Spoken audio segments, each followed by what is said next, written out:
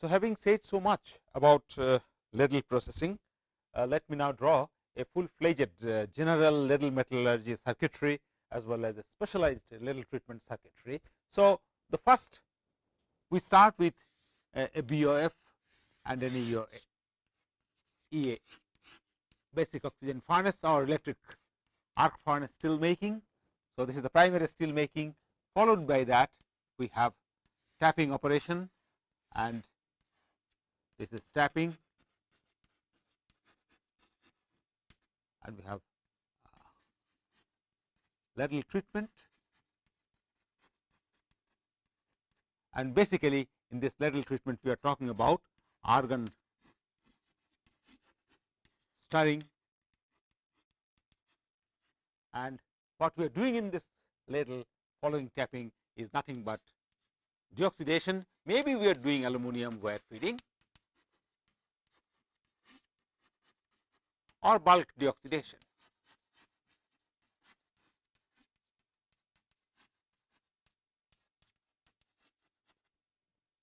So, once deoxidation is over, the next general treatment is the LF.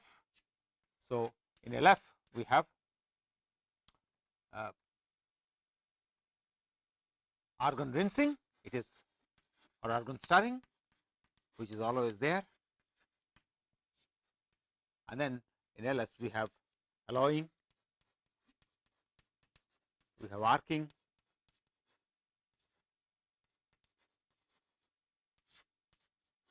and we have temperature control.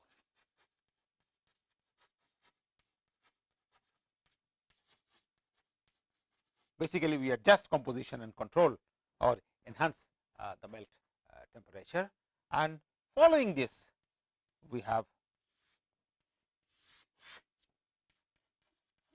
teeming into,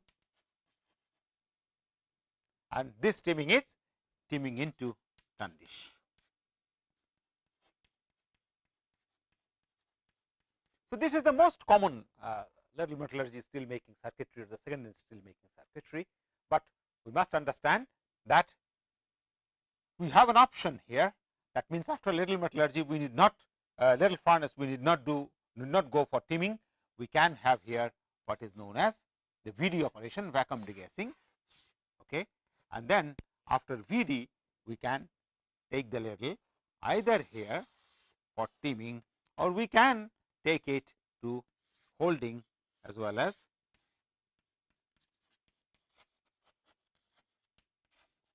calcium treatment. So, that is also possible, and then after this we again go here, and then finally this is teeming into Tundish and continuous casting.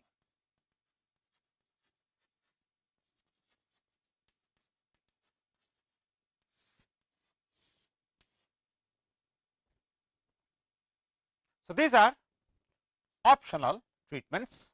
We can have vacuum degassing as well as holding and calcium treatment. They are not for every grade of steel.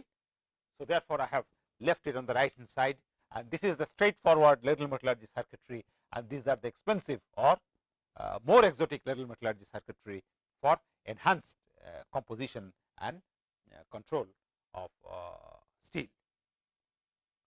Now, during this process, if I now wish to summarize that how does really the temperature of the melt changes, which is an important aspect of ladle metallurgy steel making operation. So, we have time here, and as I said in the beginning that the entire treatment operation can really go up, from 0, which represents the tapping from the BOF, and this could be something about 80, 90 or 100 minutes.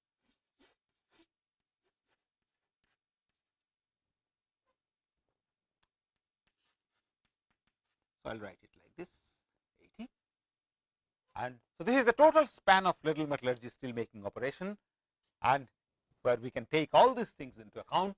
So, we have temperature here, and if we tap, for example, the melt at 1630 degrees centigrade, by the time the tapping is over, so in the first say 15 minutes or so, the temperature drops down drastically, and say about up to a value of how much temperature can be dropped during the tapping operation and initial period of holding of metal in the ladle filling. So, something around 80 to 90 degrees of drop in temperature can really take place. So, if you start from 1600 in centigrade scale, if you start from 1630 degrees centigrade, so this essentially implies that we will get something like 1800 and 1500 and say 50 degrees centigrade or something like that, which essentially tells us that there is about 80 degree drop in temperature. And then we have, as I have mentioned in the previous lecture, that we have various endothermic and exothermic processes, and also we supply heat in the ladle furnace. So, now the temperature gradually goes up to compensate, and ultimately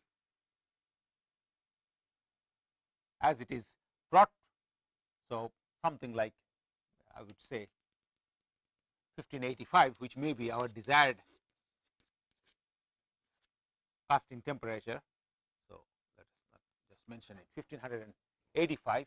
So, that is the temperature we are talking about here, and then we are transporting the ladle basically and to continuous casting, or this is the period the ladle is in Tundish. So, Tundish Teeming.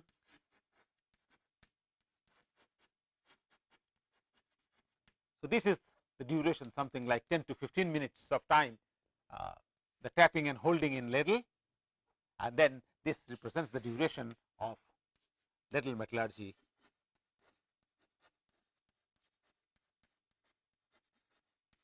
Steel making, including physical transport.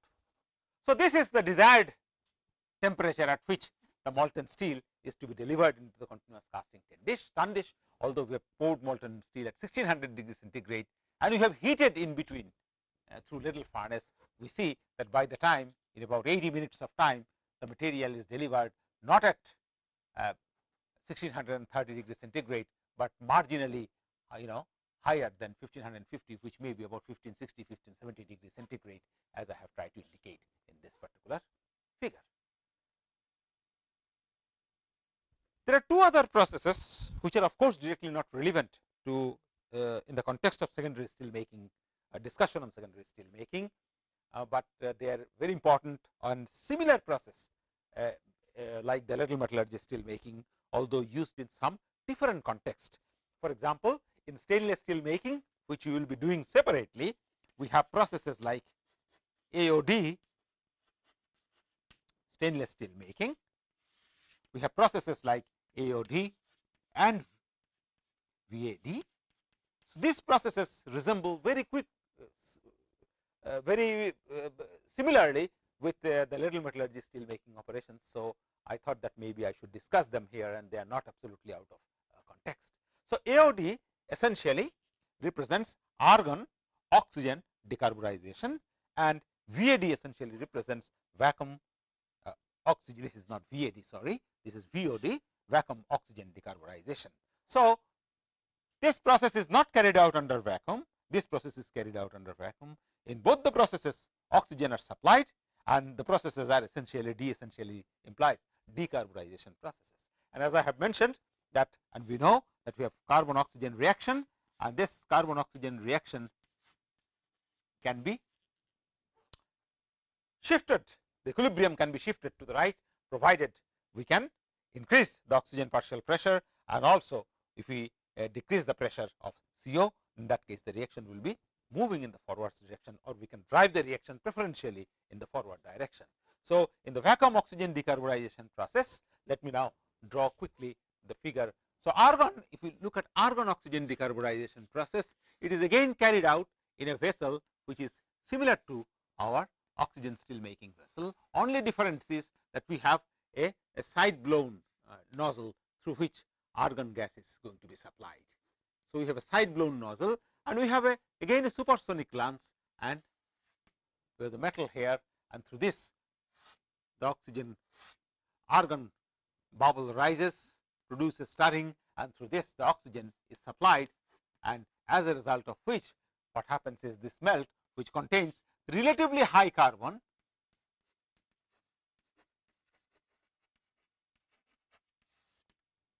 the carbon oxygen reaction takes place, and that is how the oxygen gets into the melt and removes carbon.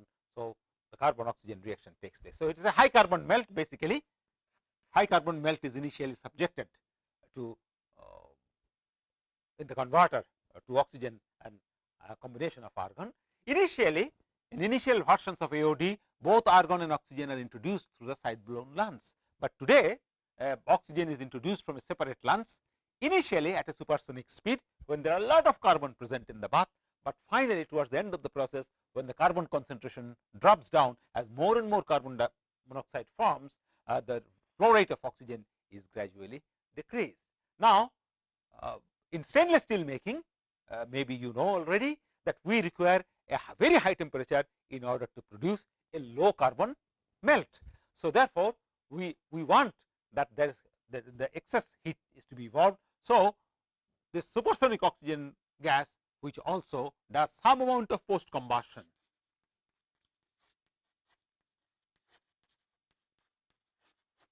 So, one heat is that carbon will initially oxidize. Under steel making condition, we know that in the melt particularly we can form carbon oxygen preferentially, carbon monoxide. Carbon dioxide is not thermodynamically stable, but towards when the gas rises upward because of its thermal buoyancy, what happens is towards the mouth the temperature gets smaller, and if you have a high partial pressure of oxygen, we can oxidize some of the carbon monoxide to carbon dioxide, and some additional heat or chemical heat contained in carbon monoxide can be released within the furnace. If that heat can be directed to the melt, in that case the melt temperature can be increased substantially high, which will be conducive to the making of low carbon grade of steel, and which is low carbon means we are talking about stainless steel, which has extremely small content of carbon, because carbon is not tolerated in the presence of high chromium, because chromium carbide forms and it leads to grain boundary deposition and grain boundary cracking. So, coming back to this particular issue, that if we blow in oxygen, large oxygen from the top, in that case there is excess of oxygen, particularly during the blowing period, and this excess oxygen may combine with carbon monoxide, releasing additional heat, and this phenomena in EAF as well as in BOF as also in AOD converters is basically to harness the chemical heat of carbon monoxide, so that the poisonous carbon monoxide is not released outside, and also the chemical heat of carbon monoxide is released within the vessel, and thereby, which is called post combustion, and thereby if you can somehow direct the heat towards the melt temperature can be substantially increased. We must understand that post combustion is going to be meaningful towards the beginning initial part of the blowing, when there are a lot of carbon monoxide evolution and the carbon concentration is very, very large. VOD process is similar to we have a ladle here. So, we draw a ladle, and then we have an oxygen from the top, and then we have a melt here. We introduce argon from the bottom, and then the entire thing is going to be sitting on a say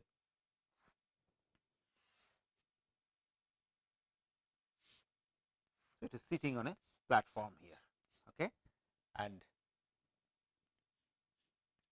this is the oxygen, and then the entire thing is under. So, this is vacuum. So, basically the same process, we have metal here, we have argon gas which is injected from the bottom as usually, because we are talking of the gas has to dissolve into the metal, and this dissolution is a mass transport control process, and the oxygen, dissolved oxygen has to go everywhere to find out carbon. So, thereby you require some stirring. Top lances, as you must be knowing, and we will that it is not conducive to producing extensive amount of stirring here.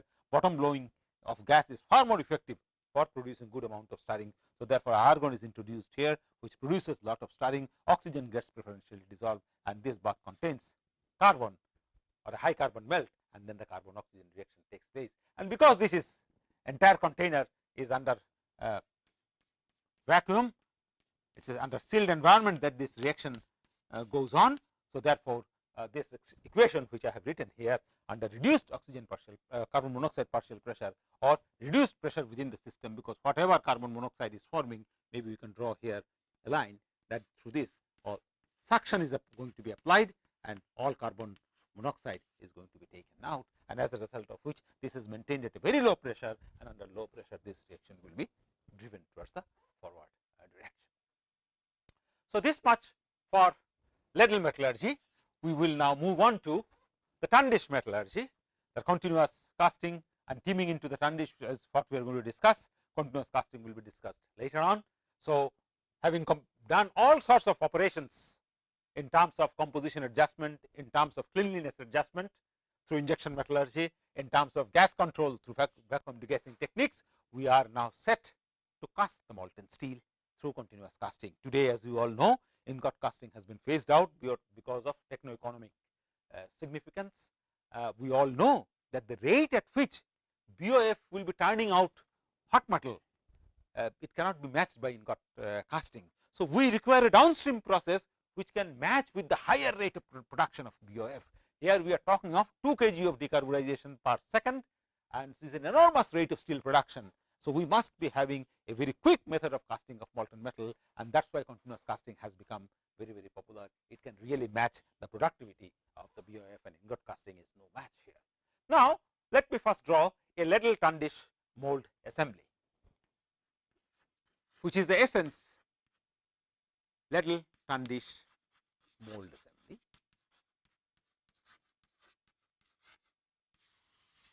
I will make a small drawing and then introduce some of the terminology. So, the ladle which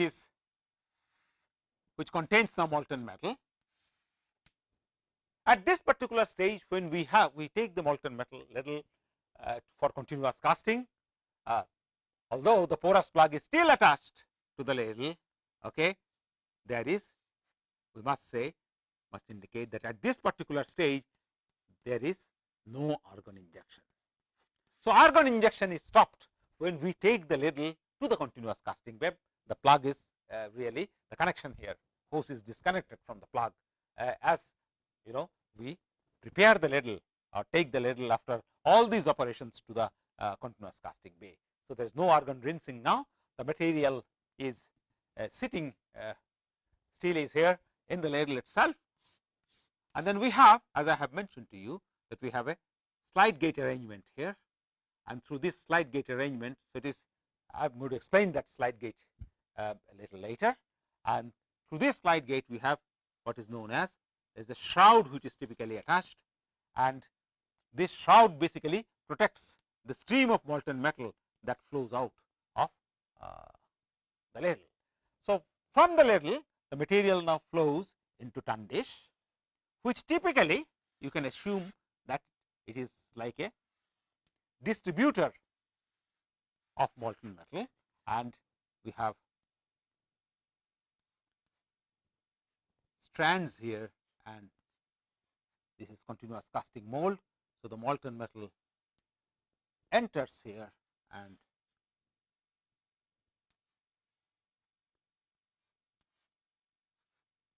then the continuous casting product is drawn like this. So, this is the water cooled mold. I will draw like this, then you better understand it. This is the water cooled copper mold.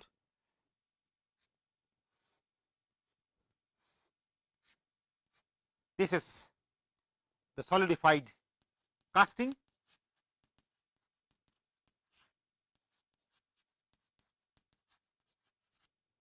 This is the Tundish, and as you can see that metal which is there in the ladle, it first comes into the Tundish, and this is the shroud. And what is the purpose of shroud? The purpose of shroud is to protect the molten stream. Otherwise, what is going to happen? This molten stream, if it remains exposed, there is no shroud, this is going to interact with my surroundings. Okay, I have oxygen and nitrogen, and there is going to be continuous transfer of oxygen and nitrogen. So, the shroud is going to be submerged up to a certain depth in order to ensure that molten metal steel has no chance to come in contact with the surrounding air. So, we have to prevent, this is the transfer operation. whatever we have been talking here in the ladle metallurgy steel making, the material was always sitting in the Tundish. So, this is a processing operation, chemical processing operation, physical processing operation to some extent, also inclusion removal, etc. But now we are talking about transfer operation, teeming operations, tapping operations are transfer operations, and these transfer operations are extremely important in steel making circuitry. We would like to see that the quality of steel which we have achieved during the processing steps must not be compromised or deteriorated during the subsequent transfer operations. They are extremely critical as far as the quality of steel is concerned. We must understand there is a phenomena which you will come across, is called an air ingression. If there are leakages, when the shroud is going to be attached to the bottom of the ladle, in that case there may be some pores and holes here through which air may be drawn into, and that phenomena is termed as the air ingression, which drastically reduces the quality of steel. Now, what is there within the shroud? And the shroud is filled up with inert gases basically. So, this tube which is attached to the bottom of the ladle, so through the slide gate, the slide gates can be moved like this way, and the openings may be made bigger or smaller, and thereby the flow rate can be controlled. And the flow rate is typically not controlled in the industry manually. It is basically done through a control algorithm which takes into account the melt depth and the diameter, how much it is to be opened in order to pump in molten metal into the Tundish at a constant rate. In the Tundish, these are called the strand of the Tundish. Again, we have a slide gates are here, and we do not have shrouds here. What enters here is called the SEN, submerged entry nozzle. So, these are the submerged entry nozzle, and this is my slide gate. And the purpose of slide gate is to regulate the flow. In many Tundishes, if you have seen steel plants, you may have visited steel plants, it is not necessary all steel plants will have slide gate, but this is a modern technology necessitates that quality of steel, good quality of steel can be made with slide gate arrangements. But there is another arrangement also which is called a stopper rod arrangement. Okay, this is the stopper rod. This also does the flow regulation, stopper rod. And this stopper rod, if it is raised, in that case this opening is going to be bigger, more metal is going to flow out of the Tundish, and this when it is kept down in contact with the surface, then this strand is closed, and this strand is closed, and therefore no material flows out. So, by controlling the movement of the stopper rod up and down, we will be able to control the flow of material into the mold itself. So, ladle, Tundish, mold. This is the arrangement, and we are talking of a height of 3 floors. The ladle is sitting something around 15 to 20 meters above the ground level. These billets are going to be discharged, or the slab is going to be discharged at the floor level. So, above the continuous casting machine, and this is a carved mold. So, you require an enormous amount of space. The mold may be sitting about 6 to 7 meters or 8 meters high, and then the billet comes out, it bends, and it is discharged horizontally. So, from this point onwards to this point, we are talking about more than 20 meters of 20-30 meters of height. Okay, it is a 3-story, looks like a 3-story building actually if you visit a steel plant. Now, the Tundish is a refractory lined vessel. We are storing molten metal here. So, it is understood that we have to have refractory lined .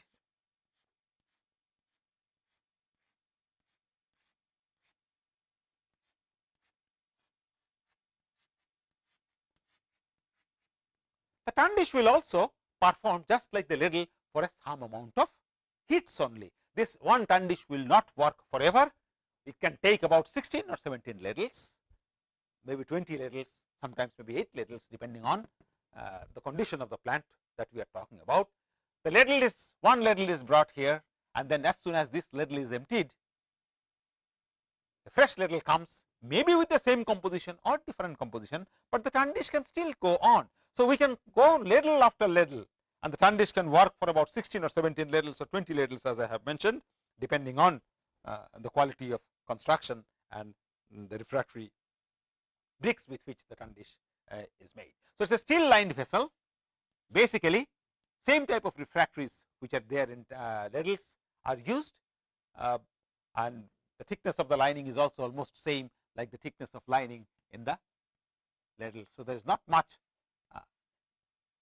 Holding and transfer vessels have similar types of characteristics.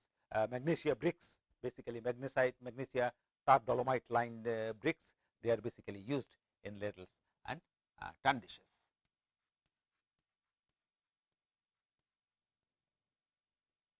As you can see here that we have one shroud entering the Tundish, but the shroud distributes the molten metal into two different molds. Okay? So, therefore, traditionally we visualize Tundish as a distributor of molten metal into continuous casting molds. I have shown only two molds. It is not necessary that we have only two molds. There could be multiple number of molds. Actually, let me draw a figure and then explain it in the context of billet or bloom casting. This is a drawing. Two strands I have shown here. Basically, essentially, this is a slab casting arrangement. But if you have billet and bloom casting arrangements, we can have multiple or more number of strands, as I may explain. So, as we know that steel plants produces what is known as long products or flat products. Long products basically are your rails, beam blanks which are used in buildings, wares and rods, and on the other hand flat products are basically slabs and strips. Now, we can have long products are basically billets or blooms, as we all know, billets and blooms, while the flat product is slab. Now, the slabs have massive cross sectional area, the size, how much we can be talking about 30 centimeter or 20 centimeter thick slab, which the width of the slab may be 1.5 to 1.8 meters. On the other hand, billets could be 8 inch by 8 inch, blooms could be something like 20 inch by 20 inch. So, therefore, it is understood that if we are talking of a casting rate that the plan demands that we have a casting rate of about through one continuous casting 8 tons per minute, for example. In that case, it is understood that if you have a billet caster Tundish, if the Tundish is producing billet or casting billet casting Tundish, we will have more number of strands. So, we can have one strand here, second strand, third strand, fourth strand, fifth strand, sixth strand, because billet cross section, as I have mentioned, billet cross section could be about 8.5 to 8.5 inches, something like this. On the other hand, we can say that okay, if you convert it to you can say 20 centimeter, okay, into 20 centimeter. Maybe I will say 10 centimeter is a better size, 10 into 10 centimeter. That is the cross sectional area of a billet. On the other hand, if we talk of slabs, for example, the slab could be about, thickness could be about 200 mm, and this could be about 1500 to 1800 mm.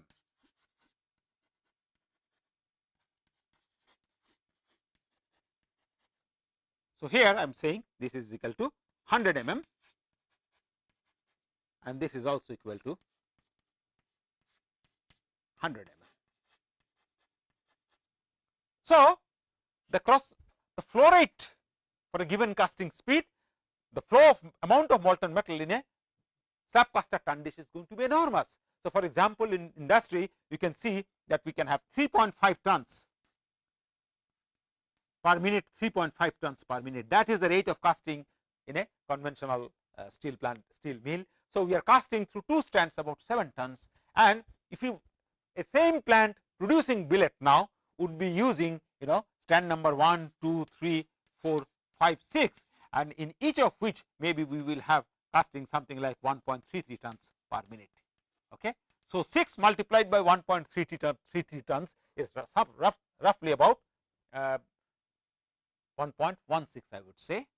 This becomes equal to 7 tons per minute, and this is going to be equivalent to 3.5 plus 3.5 tons per minute. So, therefore, if we are producing small cross section jobs like billets, we have to have a multiple strand Tundish. So, it is not necessary that we have always 2 strand Tundish. It will depend on what kind of a plant we are talking about. In billet casters, we will have 6, for example, or 8 strand Tundishes, multiple number of strands are there. In bloom, which could be about 300 by 300 mm, 300 by 300 mm. So, that is a bloom cast bloom, and in bloom we can basically have not 6, but about 3 strand, sometimes about 2 strand also. It is possible for smaller mills, okay, such that the cross section is bigger. So, as the cross section becomes bigger, the number of strand decreases. That is the thumb rule you can apply. So, in continuous casting, therefore, Tundish is going to feed a number of molds, and how many number of molds are going to be there, that will be dictated by what sort of a product we are talking about, billet, bloom, slab, and so on. The Tundish basically has lot of furnitures in it.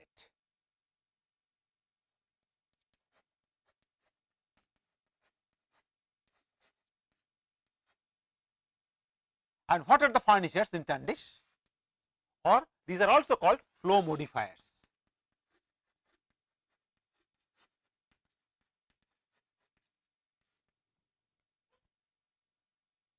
I have drawn what a Tundish, which is a bare Tundish. There is nothing inside the Tundish. The material is coming from the ladle, it is flowing out.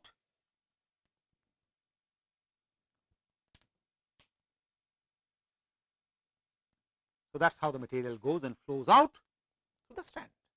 Okay. This is not desirable in Tundish, as I am going to explain to you. So, therefore, the Tundish will contain, inside of Tundish will contain some furnitures, and this will also vary from one Tundish to another. Also, I have drawn a Tundish which basically looks like a rectangular shaped Tundish. Okay. If you look at the cross section, then the cross section from the top view of the Tundish will look something like this. So, it is a rectangular shaped Tundish, but it is not necessary that all the Tundishes are going to be always a rectangular cross section. So, we have various shapes of Tundishes, we have many number of strands, we have different kinds of geometries, and this gives us lot of possible combinations to play with in order to regulate the fluid flow in the Tundish itself. How the material comes and how the material flows out of the Tundish into the mold, that can be governed by various types of flow control devices or flow modifiers, as well as Tundish geometry and so on. I can show that beyond rectangular Tundish, we can have what is known as a delta shaped Tundish. A delta shaped Tundish will look something like this.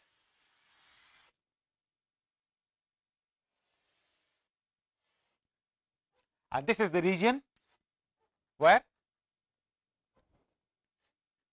the cross essentially tells us that where the shroud enters the Tundish. So, that is the region where shroud enters, and this is the 0 are nothing but the strand. So, this shows a 4 strand delta shaped, 4 strand delta shaped Tundish.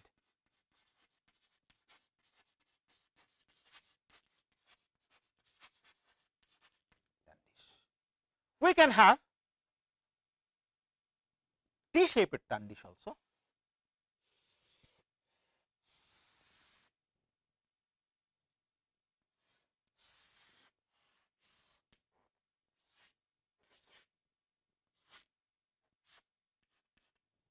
This is a 3 strand T shaped Tundish. So, most of the industries either uses T delta or a rectangular shaped Tundish. Of course, there are some minor variations could be there, but in general these are the 3 types of Tundishes which are commonly seen in steel industries. So, 3 strand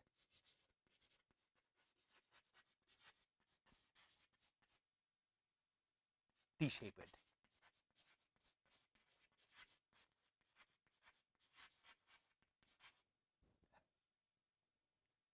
What are the furnitures that we are talking about in Tundish? Various kinds of furnitures are possible. I am going to explain and show, place them in the Tundish, and then you will be able to understand. Number 1 is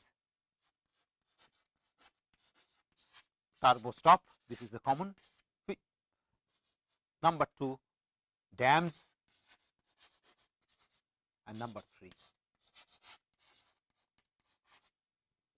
These are the 3 essential or basic types of furnitures which are normally introduced in the Tundish. What is the objective of introducing such furnitures in the Tundish. Let me just explain this to you. For example, if you imagine that the material coming from the ladle, so it is falling through a great height, so it is coming into the Tundish with an enormous velocity. Okay? If it is coming with an enormous velocity, it comes and strikes at the bottom, typically at the bottom where we may have always what is known as an impact pad, because here otherwise the refractory wear is going to be maximum. So, if you look at this figure, it is at once clear that this material which is coming at a very high rate, the velocity with which it impinges on the Tundish is also extremely high, 8 meters per second, 7 meters per second, and so on, depending on the rate of casting. So, we have to have, in order to prolong the life of the Tundish, because at no point the refractory can get weaker, and this is the region of jet impact where material from ladle comes in. So, we require what is known as a pouring pad. So, this is nothing but a reinforcement by refractory, so that the wear of refractory is really, Tundish refractory is not significant. Now, the fluid comes, or the molten steel comes, impinges on the surface, and then it spreads radially, and it comes here and flows out through this. If it happens like this, then what happens is that we call that it is going to be short circuiting. Okay? The flow is coming, impinging on the pouring pad, and straightforward getting into the mold or to the strand without spending much time in the Tundish itself. Now, for example, we are casting at a constant rate.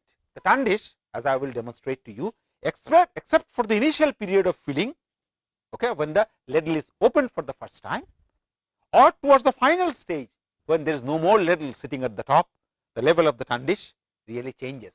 But otherwise, the Tundish is continuously operated at a constant height, and this height ensures that we have a constant casting rate. Therefore, the flow rate of metal which comes from the ladle is exactly equal to the flow rate of the metal which leaves out of Tundish. So, Q1 plus Q2 is equal to Q input. That condition is met under steady state casting condition or throughout the casting region, except for the initial period of Tundish filling and the final stages of Tundish draining.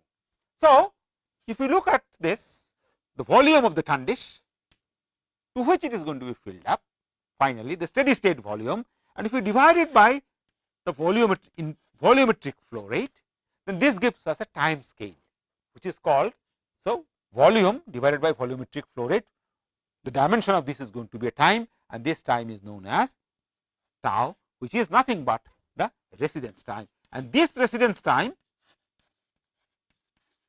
is called the nominal residence time. So, the material which comes in here has a potential to spend so much of time. Now, depending on how much of volume we can have and the volumetric flow rate. So, for example, we may be casting at 7 tons per minute, and this Tundish may have volume of 28 tons, volume corresponding to 28 tons. So, I can say that for a 28 ton Tundish, okay, and 3 tons per minute, we are talking about something like 9 minutes. So, you can take, because the density is same in both the expressions. Okay. So, 3 tons is the mass flow rate and 28 ton is the capacity. So, therefore, the residence time in terms of the masses can also be found out. 28 ton is the volume of the Tundish, 3 ton is the volumetric flow rate into the Tundish, or if you make it say 3.5, then I can say it to be 7. Okay. So, let us say it is 3.5 tons we are drawing through here, 3.5 tons we are drawing through here. So, therefore, 7 tons per minute is the material, is the inlet flow rate. So, therefore, we can say that it is not 9 in this particular value, about 4 minutes. So, the reactor has a potential to hold molten material at least for 4 minutes of time. Now, if the material comes here and then it goes out like this, it is spending virtually no time in the Tundish itself. So, therefore, we say it is short circuiting, it is bypassing the Tundish volume. And Tundish processing, as I have mentioned, the Tundish need not be today looked as solely as a distributor of molten metal, particularly when we are talking of quality improvement. We are talking about inclusions removal by enhancement of steel quality, as well as minor adjustment of composition and control of temperature also in the Tundish itself.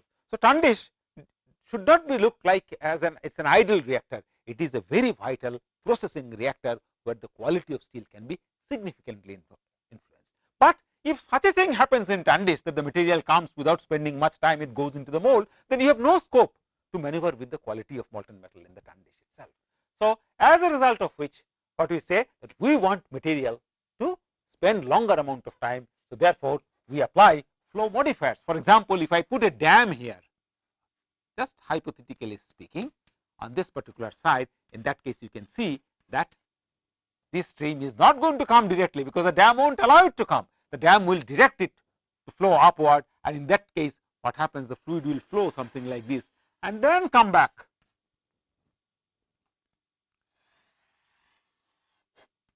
In this particular fashion, so that the residence time of the material.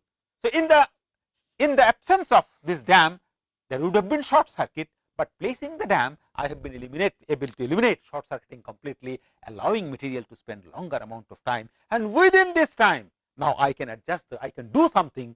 I have some time available in my hand, and I can do some modifications. I can improve certain aspects of steel composition and quality, by taking advantage of this particular characteristics of the flow itself. So, to control or to alter the flow field or flow of liquid in the Tundish or melt in the Tundish favorably, various flow modifiers are introduced. We must say also, note here that the Tundish is going to be always covered with a slag, which is known as the Tundish slag.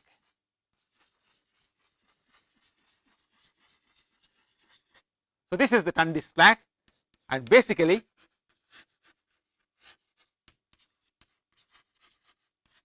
this is based on rice husk. This serves as a source for absorption of the inclusions.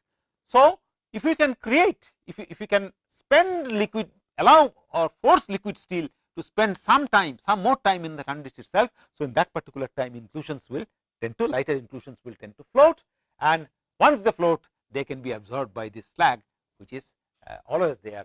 So, the slag is freshly prepared. It is not the Ladle slag, but the Tundish slag is made out of rice husk and different chemicals in order to create a conducive environment for the absorption of the harmful non-metallic inclusion. Tundishes are also going to be covered with refractory, because we do not Tundish. How, if you are talking of slab casting Tundishes, what would be the length of this Tundish? We are talking about 6 to 7 meters long. Okay. So, we can imagine that the surface area is going to be enormous, and if the surface area is enormous, there is going to be a tremendous amount of heat loss from the Tundish itself. We also have seen that why do not we have the strands so close to each other? Because if you have close to each other, in that case they will not be spending much time. Bulk of the reactor will remain idle, material will enter through this, come into through this, and then flow out through the strands if they are located here. So, the strands have to be placed far away, and this necessitates that the surface, exposed surface area of Tundish is going to be therefore very, very large. Tundish is a shallow but long reactor. The word Tundish, if you would note, has come from stables where horses are used to be fed. If you have seen that there are 6 or 7 horses, and there is a Tundish shaped vessel where food materials are kept, and all the horses then pick up their food with their mouth from the Tundish itself. So, the shape of their football in stables are similar to the shape of Tundish, and that is why I think that the name Tundish has come in the steel processing and the steel making literature, because of its resemblance with the platter that the horses used in the stable. Okay. So, there, because of this large surface area, we have to have Tundish covers also, and this Tundish covers really prevents lot of heat. So, not much heat can go out of the Tundish. The wall reflects the heat back, and as a result of which, even though the surface area may be very, very large, the drop in temperature of molten metal at this particular location and at this particular location is barely 5 to 7 degrees of centigrade. So, if it is 1660 here, it could be 1653 here, 1654 here, and if you are operating with Tundish cover, in that case there could be much more pronounced temperature drop. I would like to also mention that ladles, in many steel plants, ladles are also, in the all ladle metallurgy operation, ladles are also operated with physical covers, and this physical cover really cuts the radiative heat losses from the surface of the melt. So, now we are very conscious about energy, because of the thrust on reduction of specific energy consumption, because where from the energy comes eventually, they come from the fossil fuels, and which has tremendous influence on the environment. So, we have to be very careful, not to waste energy, but to minimize the consumption of energy, and therefore operating ladles and Tundish with cover has assumed all the more importance in the current scenario.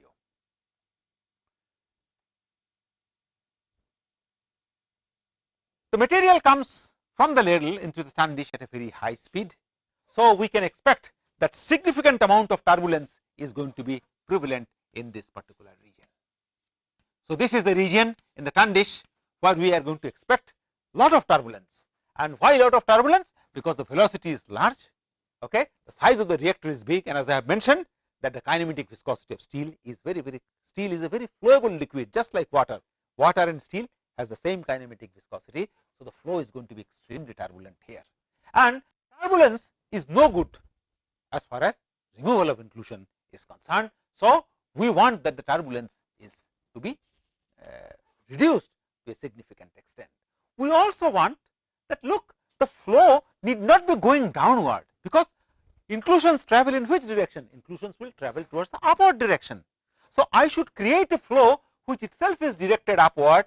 So, thereby helping the inclusions. Okay, you guys go ahead, I am giving you some assistance with the upwardly directed flow, and as a result of which the inclusions will have a greater tendency to move towards the upper surface. So, for example, this dam would be very good in comparison to no dam situation, because the dam is deflecting the flow and directing it in a direction which is directed towards the where? These are the slags, so it is directed towards the slag, and therefore, this sort of a dam, placement of a dam is going to create a surface directed flow, which will be very good for inclusion and just inclusion float out also. So, the turbulence is not very good here, and we must also know that we have lot of slag here. So, if you have lot of turbulence activities here, what is going to happen? This area is going to be opened up because of the tremendous amount of turbulence present. So, therefore, we can see that through this lot of reoxidation. We are always worried about reoxidation in ladle, in Tundish, and reoxidation I have categorically mentioned spoils the quality of the steel. So, the slag layer need not be broken at any stage, and it is here that immediately above the impinging jet from the ladle we have a possibility for breaking of the slag layer, whereby atmospheric oxygen and nitrogen can go into the melt. So, the submergence of the shroud into the melt, okay, the geometry of this particular, the flow modifiers in this particular regions are very, very important in order to control turbulence, in order to prevent any extensive rupture of the slag layer, or even as such slag metal interaction. If there is too much of an activity here, then what is going to happen? We have slag here, and that slag particles may be entrained into the melt, and as a result of which, what happens? This area from the top will look open. So, if you draw the cross sectional top view, for example, the top view will then look like, I will just draw a section of it, okay, to give you an idea. So, we have, this is the shroud region, and we have everywhere maybe slag, everywhere we have slag, and basically that is what I am talking about, that this region is going to be exposed. There is no material, there is no slag here, there is no slag here, and because of high flow rate of molten steel, because of no way to damp the turbulence itself, the slag may be, there may be lot of activity, the slag droplets may be entrained, okay, these droplets may be entrained here, and these droplets, if there are no dams, etc., may be entrained also. So, slag emulsification can take place because of the turbulence. We can have rupture of the slag layer, whereby reoxidation can take place, and therefore it is necessary today to restrict turbulence here, and that's why we have structures which are placed, or furnitures which are placed below the nozzle, which are known as the turbo stop, or this is also known as pouring box. This pouring box is going to be placed immediately below the shroud, and the objective of the pouring box is to dampen turbulence or restrict the turbulence within this particular region itself. Don't let it grow to the other side, because we would like to have very weak quiescent kind of a flow here, which will be conducive. We don't want any significant amount of turbulence or high velocity in the bulk of the Tundish. It has to be restricted in this part of the Tundish, and therefore we say we can apply a pouring box here. A dam is what I have shown here, that we can have a weir also here, and somewhere you can say that weir is something like this,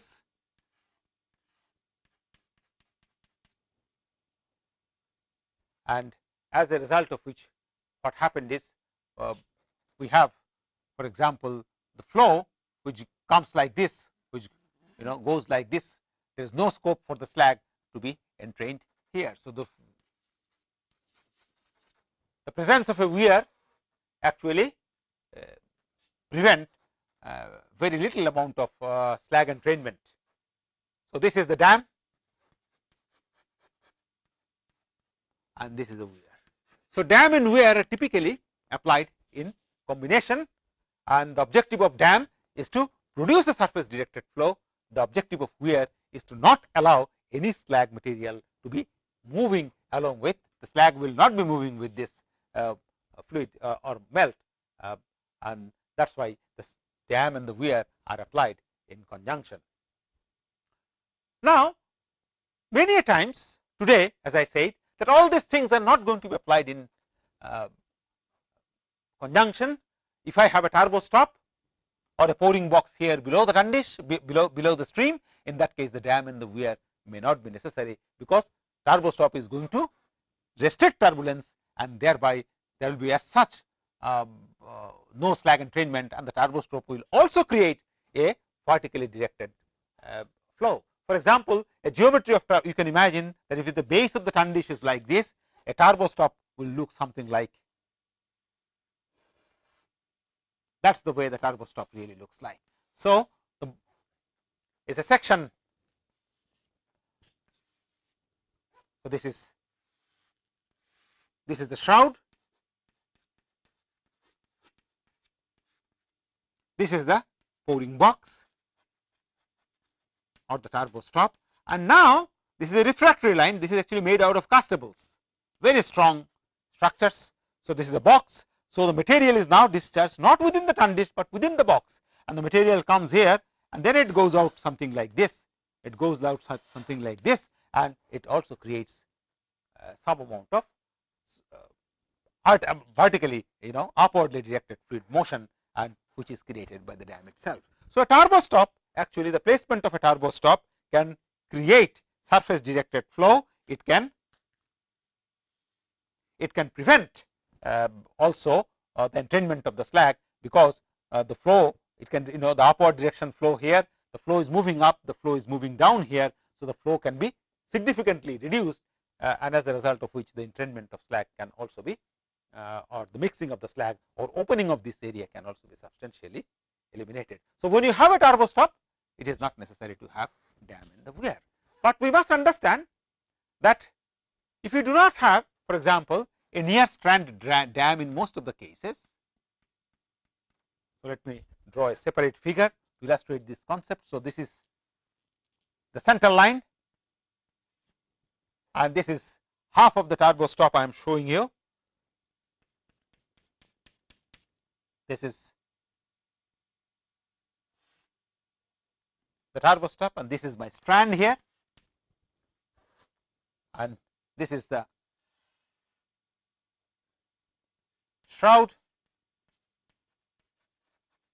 and this is my center line. So, the material this is my free surface, the material goes like this, and we have often a near strand dam. The objective of this dam again is to prolong the residence time. You see, the material will come here and it will not be able to flow through.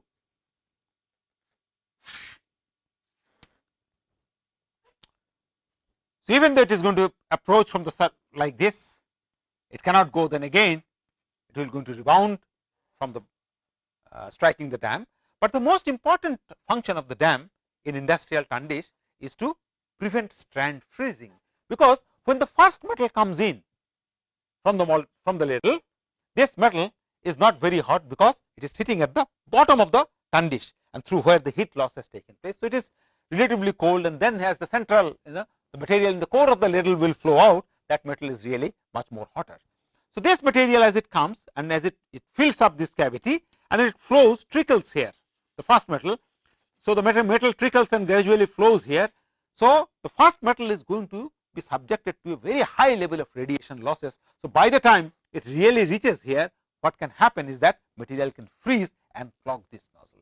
So, we would like some material to pile up here. If the dam is there, then if this dam is there, okay, in that case material will not flow, but the material will keep on piling here, lot of material, and there will be no freezing, and then at one point of time the material will start to flow. This is the initial stage of Tundish filling, that is what I am trying to say. So, the near strand dam has no function once the Tundish starts to work. Okay. This has a function only in the initial stages, when we do not want any strand freezing because of substantial amount of heat loss from the initial amount of metal which enters the Tundish. We can now talk about the distribution of temperature a little bit, distribution of temperature, distribution of heat in Tundish.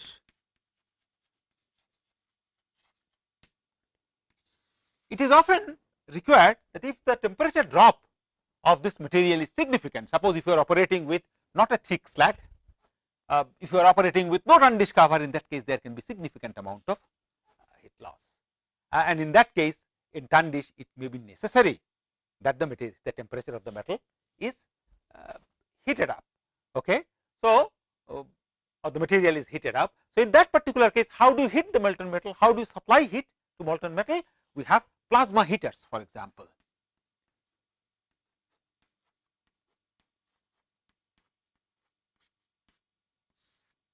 And through these plasma heaters, there can be one plasma heater here, second plasma heater here, third plasma heater here, and fourth plasma heater here. Okay. And these plasma heaters from the top are going to supply heat to molten metal, and thereby the material in the Tundish can be heated up. We must understand that if we want to remove inclusions from the Tundish, we require a very quiescent flow, we require an upwardly directed flow. We do not want too much of turbulence. On the other hand, if you want that we have to supply heat, and that heat is distributed all through the molten metal uniformly, in that case there has to be a good amount of mixing in the system, or good, not a weak flow or not a surface directed flow, but a very well mixed kind of a flow has to be there, which will take the heat from this surface to the bulk of the liquid and distribute it there. So, the conditions, therefore, we learn from this that the conditions which are conducive to inclusion flotation, the fluid flow conditions which are conducive to inclusion flotation are not same as the conditions which are required to improve or enhance the temperature of molten steel. So, enhancement of temperature or enhancement of material mixing, if you are adding some alloying additions to distribute it in the system itself, then we will require a high velocity, we will require high mixing conditions prevalent. On the other hand, if you want to separate out or remove inclusions, we do not want that high mixing flow, we require what is known as a plug flow, or a very weak kind of a flow which will be conducive to inclusion flotation. Indeed, if you have plug flow and surface directed flow, that Tundish is ideal,